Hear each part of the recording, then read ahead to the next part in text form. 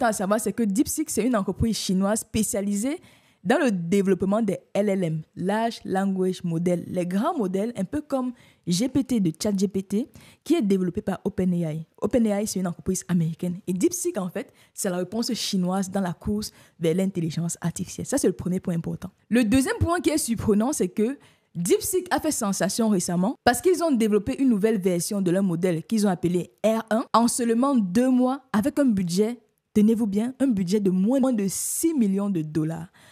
Alors que ses homologues américains ont besoin des centaines de millions de dollars et des dizaines de milliers de puces pour pouvoir être entraînés. Vous voyez qu'en seulement 2 mois et moins de 6 millions de dollars, on fait un outil qui semble en tout cas être plus performante que la version payante de ChatGPT par exemple. Ça, ce sont les annonces qu'on a reçues récemment sur l'outil. Et alors que le 21 janvier 2025, Donald Trump annonçait le lancement du projet Stargate qui visait en fait à investir 500 milliards de dollars dans les infrastructures pour l'intelligence artificielle. La Chine répond avec DeepSeek qui fait le modèle R1 qui demande 2 mois avec moins de 6 millions de dollars. Vous voyez bien que on arrive, entre guillemets, à faire moins cher, quelque chose de comparable. Donc, c'est ça, en fait, la réponse chinoise. Et pourquoi ça change tout? Parce que DeepSeek, en fait, c'est open source. Vous pouvez avoir accès au code qui a permis de développer ce modèle-là sur votre ordinateur en local, alors que ChatGPT, ce n'est pas open source. Ça, c'est le premier point. Et il y a Yann LeCun qui a fait une sortie là-dessus pour dire que ce n'est pas tant la Chine qui dépasse les États-Unis, mais plutôt, ce sont les modèles open source qui sont en train de dépasser les modèles propriétaires. Rappelez-vous que Yann LeCun, il travaille chez Meta, et Meta a un modèle open source qui est Llama, ok? Donc, il montre en fait que c'est l'open source qui vient dépasser les modèles propriétaires. Quoi qu'il en soit, on voit bien que DeepSeek fait sensation en ce moment. Et pour vous montrer à quel point DeepSeek est impactante, à sa sortie, tenez-vous bien, l'entreprise NVIDIA. NVIDIA, c'est quoi? C'est l'entreprise en fait qui fournit les puissances de calcul, les puces qu'on doit utiliser pour entraîner les LLM en général. C'est fourni par NVIDIA. Quand ChatGPT est sorti, NVIDIA, le coût d'action d'NVIDIA a explosé. Et pareil, quand DeepSeek a annoncé la sortie du modèle R1, tenez-vous bien, NVIDIA a perdu plus de 500 milliards de dollars de sa capitalisation boursière en un jour. Moins de 17% en un jour. C'est le record historique en fait, suite à la sortie des modèles R1. Qu'est-ce que ça nous montre? À l'avenir, on disait souvent qu'il fallait plus de puissance de calcul pour pouvoir entraîner les LLM. Mais DeepSeek vient nous dire, écoutez, avec moins de puissance de calcul, je fais mieux. Est-ce que DeepSeek, est-ce que c'est un coût commercial? Est-ce que c'est un coût marketing? Ensemble, allons découvrir ce que c'est concrètement DeepSeek.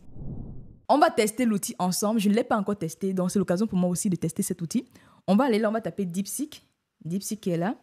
On va cliquer sur le premier lien qui est juste ici. Et là, on a la possibilité de cliquer sur Start Now, je suppose, c'est pour tester, voilà. On a une interface qui ressemble à ça, qui est assez sobre. Ici, j'ai la possibilité de faire un nouveau chat. C'est un peu comme ChatGPT, quoi, vous voyez. Là, j'ai pris la version GPT-4o, quoi. Et là, on va poser une première question. S'il te plaît, fais-moi un script vidéo pour présenter DeepSeek. Ok, je vais faire la même chose. À ChatGPT, je copie ça, j'envoie. On va voir qui sera plus rapide. Ok, j'envoie ça là. J'envoie à ChatGPT aussi. Tac. J'ai la version payante de ChatGPT. Donc, on va comparer les deux. Là, vous voyez, il réfléchit encore. Je suppose que c'est parce que c'est nouveau, tout le monde veut tester.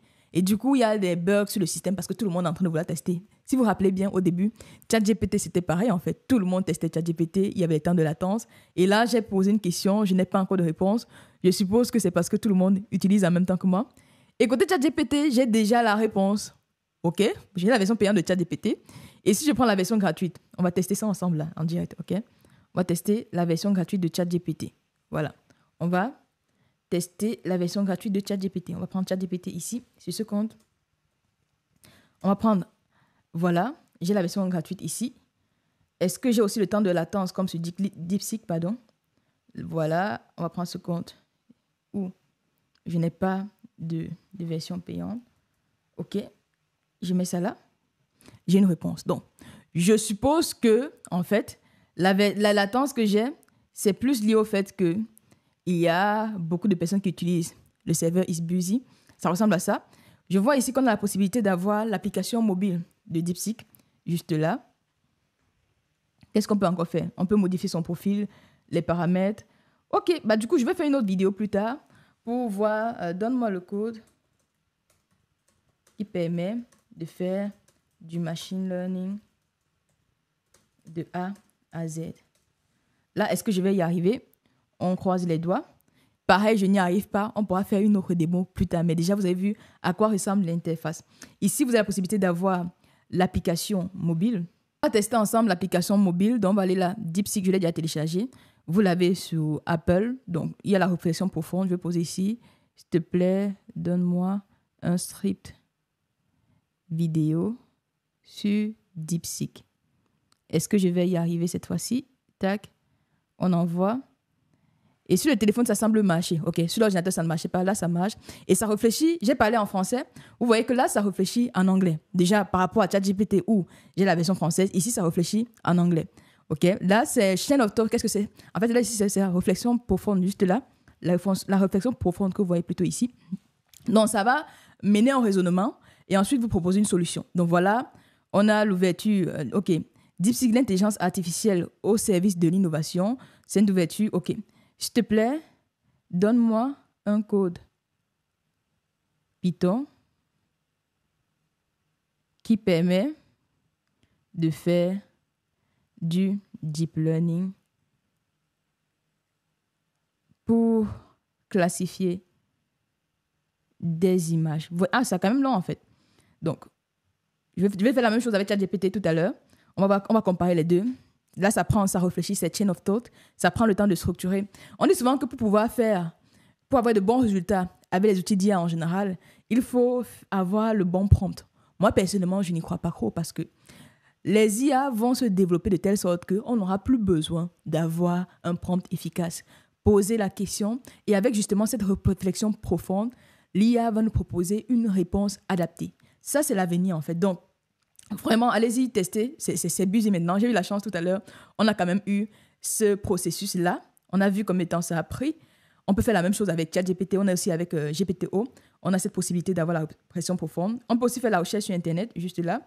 Je dis quel est le montant de la capitalisation boursière de NVIDIA aujourd'hui. Okay? Normalement, il est capable, en allant sur Internet, me donner cette réponse-là.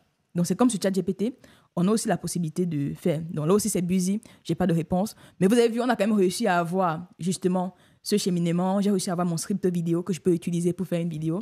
Donc, dites-moi, qu'est-ce que vous pensez de DeepSeek? Qu'est-ce que vous en pensez? Est-ce que vous avez réussi à tester? Donc, vous avez vu en direct, moi, j'ai découvert ça dans cette vidéo avec vous. Si je reviens sur ChatGPT, vous allez voir que sur ChatGPT, j'ai plusieurs modèles. Si je prends par exemple O1, avec le raisonnement avancé, c'est l'équivalent de la réflexion profonde qu'on avait sur DeepSeek. OK? Juste là. Mais, s'il te plaît, donne-moi un script vidéo sur DeepSeek. OK? Là, je veux qu'il utilise la réflexion. Vous voyez, réflexion en cours. Normalement, il est censé me donner le processus de réflexion aussi. Là, voilà, voix off. C'est beaucoup plus rapide pour l'instant. Je suppose que j'ai fait ce test quand tout le monde faisait le même test. Et peut-être DeepSeek n'avait pas encore la capacité, entre guillemets, de gérer toutes ces demandes simultanément. On va faire un autre test quand ce sera un peu plus calme, quand il y aura la possibilité de faire un test, faire des codes, faire des applications. Et je vous ferai un retour. Dites-moi en commentaire, est-ce que vous avez déjà testé DeepSeek? Qu'est-ce que vous en avez pensé? Si vous souhaitez voir ma réaction quand ChatGPT est sorti, j'avais fait une vidéo d'ailleurs qui s'affiche juste ici. Allez regarder la vidéo et nous on se dit à très bientôt pour une prochaine vidéo. Prenez bien soin de vous et à bientôt. Bye.